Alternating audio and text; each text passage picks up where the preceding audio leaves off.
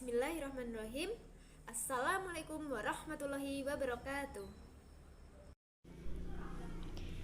Hello everyone, how are you today? Okay, great, Alhamdulillah. So, welcome back to Bahasa Inggris Lintas Minat with Miss Khalifah for talking about brochure, leaflet, banner, and pamphlet.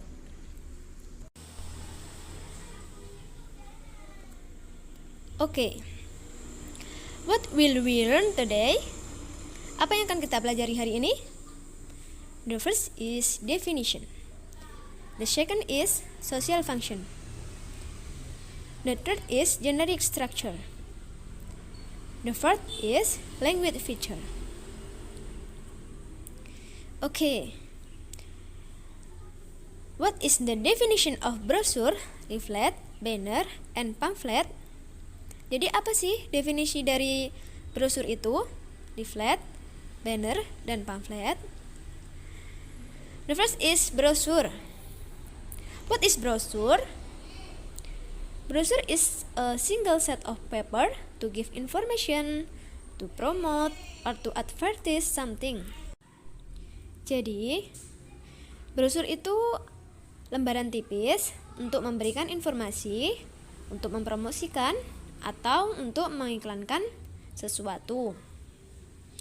And then, the second is leaflet. What is leaflet?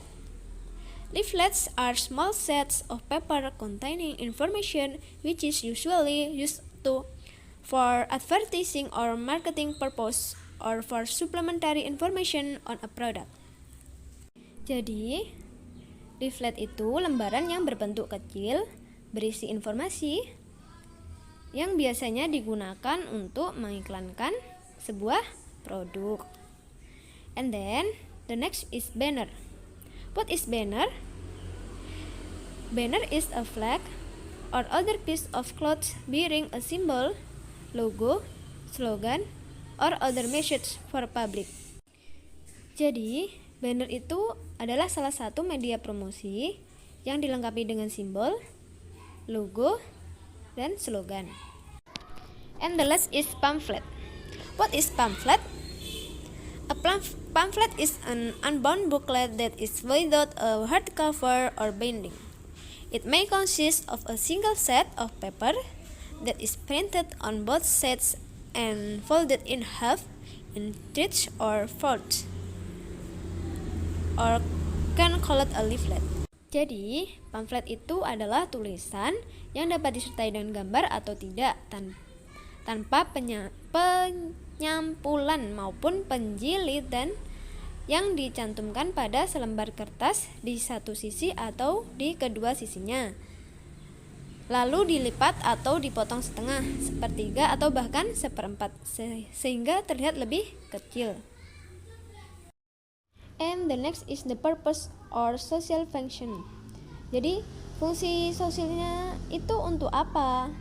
Dari brosur, leaflet, banner, dan pamflet. Jadi, brosur itu digunakan untuk periklanan yang digunakan memperkenalkan perusahaan atau organisasi yang menginformasikan produk. Advertise item mainly used to introduce a company or organization and inform about product. And the target is audience. Jadi targetnya itu audiennya. And then leaflet. Apa sih leaflet itu? Fungsinya buat apa? To promote activity, program, character, product in order other people are attracted to join or to do. Jadi digunakan untuk mempromosikan sebuah produk agar dapat menarik perhatian orang lain untuk ikut. And then the next is banner. What is the social function of banner? To support or advertise something that attract the attention of more people, a compilation of view. Jadi untuk mengiklankan sesuatu agar bisa menarik perhatian orang. And then, what is the social function of pamphlet? To inform atau untuk menginformasikan. to provide more detailed information. Jadi untuk menyediakan informasi lebih. And then for the next is the structure of the brochure, leaflet, banner, and pamphlet. Apa sih struktur dari brosur, leaflet, banner, dan pamphlet itu? The first is brochure. There is three structure of brochure. The first is title, the name of product or service. Jadi nama dari produk itu atau judul dari produk itu. And then next is contain atau detail information. Information given about the product offered in brochure. Jadi informasi yang diberikan pada brosur itu seperti apa, isinya seperti apa, seperti itu. And then contact person is about name, address, or phone number, or information about something that is offered in brochure. Jadi berisi tentang nama, alamat, atau telepon, atau sesuatu yang berkaitan tentang brosur. And then for the next, this is the example of brochure. There is title, notes, beats, and then detail information, and then contact info, and then the structure of leaflet. There is two structure. The first is heading or title. This is about the name of the product. Jadi nama dari produk itu atau judulnya. And then the next is detail information. Jadi itu isinya tentang apa? Leaflet itu menjelaskan tentang apa? Seperti itu. And then this is the example of leaflet. There is the title, don't miss this yard sale, and then detail information. And then for the next is banner. There is two generic structure of banner. The first is title, and the second is body. The title is about, for the example, is ping pong competition. And then there is the body for banner. And then for the next is pamphlet. There is three structure of pamphlet. The first is title. This is about the name of product or service. Jadi nama dari produk itu atau judulnya. And then for the next is contain. This is about detail information. The information given about the product or service. Jadi informasi yang diberikan pada produk itu dijelaskan seperti apa. And then contact person. Name, address, or phone number.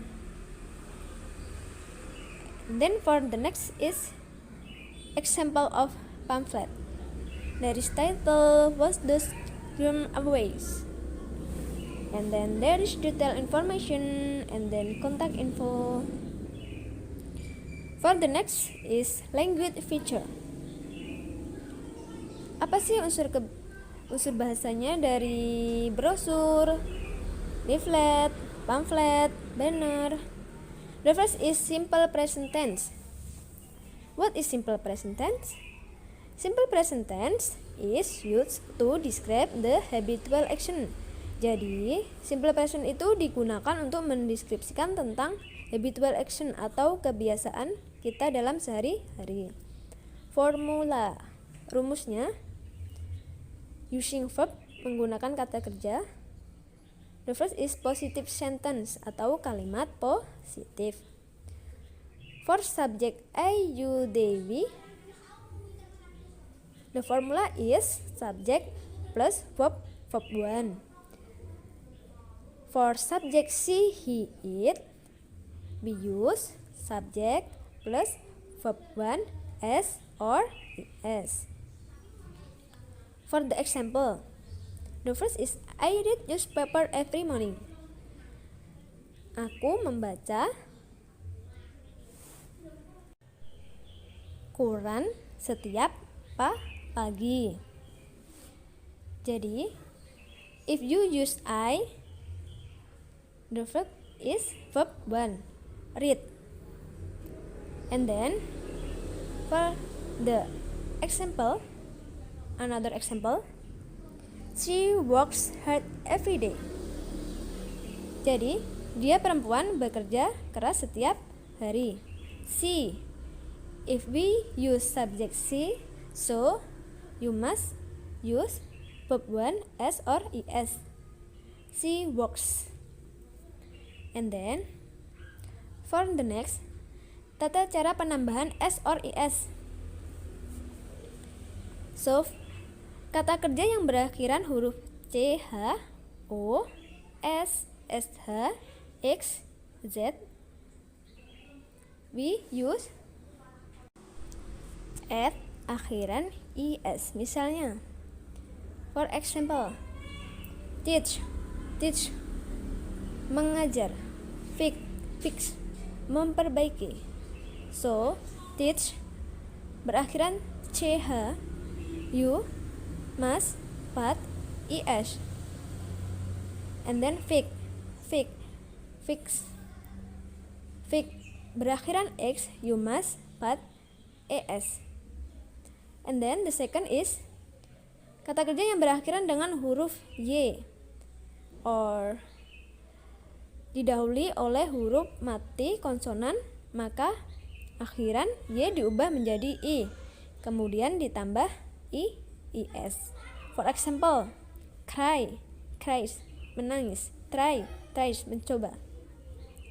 Cry berakhiran y, tapi depan y itu dia didahului oleh huruf mati konsonan, jadi diubah menjadi i, y-nya diubah menjadi i, kemudian ditambah es. Cries, menangis, tries, mencoba.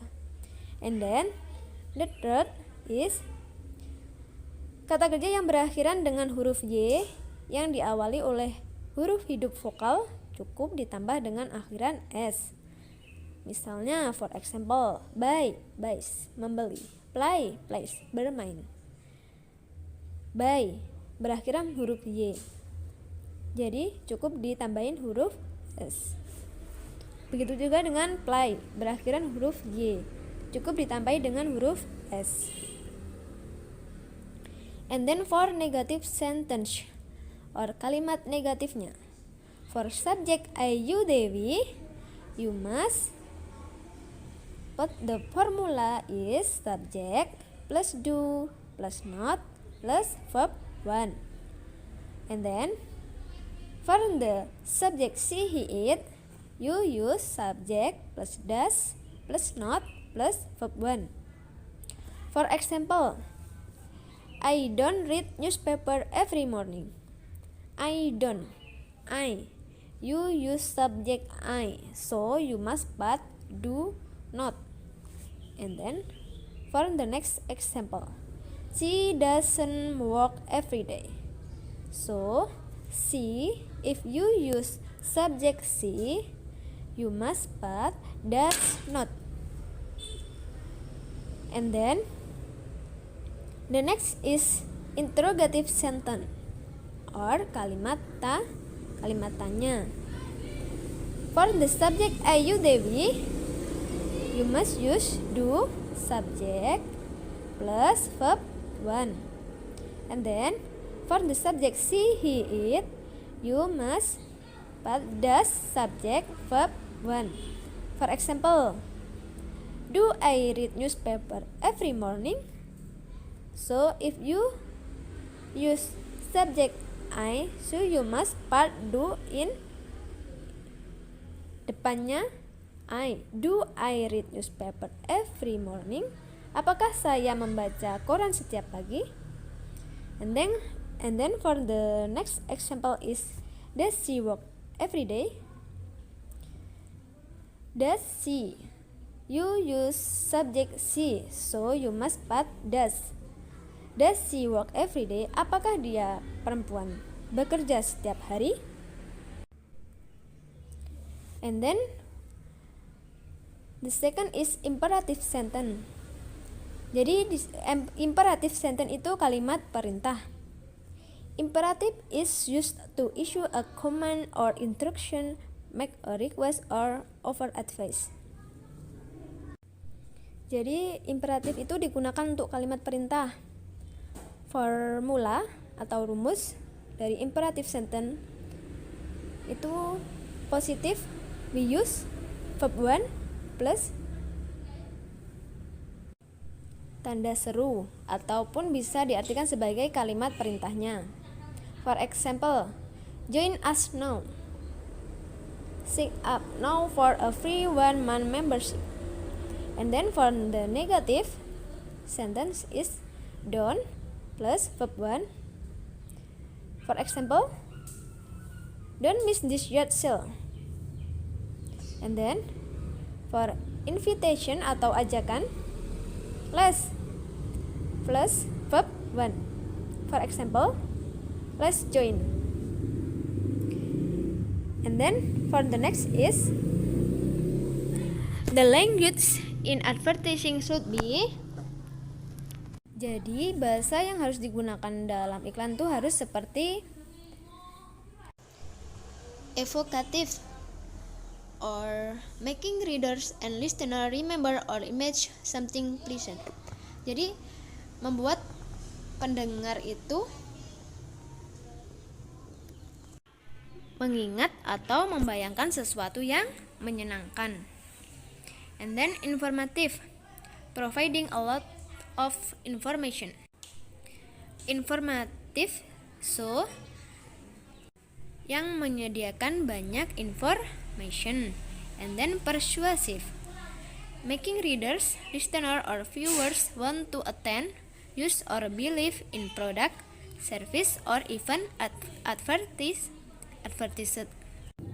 Jadi untuk meyakinkan para pembaca atau pendengar agar mempercayai produk atau yang diiklankan. And then powerful language, having a lot of power to control people. Memiliki banyak power to control, untuk mengontrol orang. And then easily understood by the customer, mudah dipahami atau dimengerti oleh consumer. And then simple language and clear pronunciation, menggunakan bahasa yang simple dan pronunciation-nya harus jelas. And then solid and strong language. And the last is positive language, not negative language. I think that's all for the explanation about brochure, leaflet, banner, and pamphlet. You can watch also learn by yourself. Bisa ditonton berkali-kali untuk memudahkan dalam memahami. Oke? Thank you so much. Wassalamualaikum warahmatullahi wabarakatuh.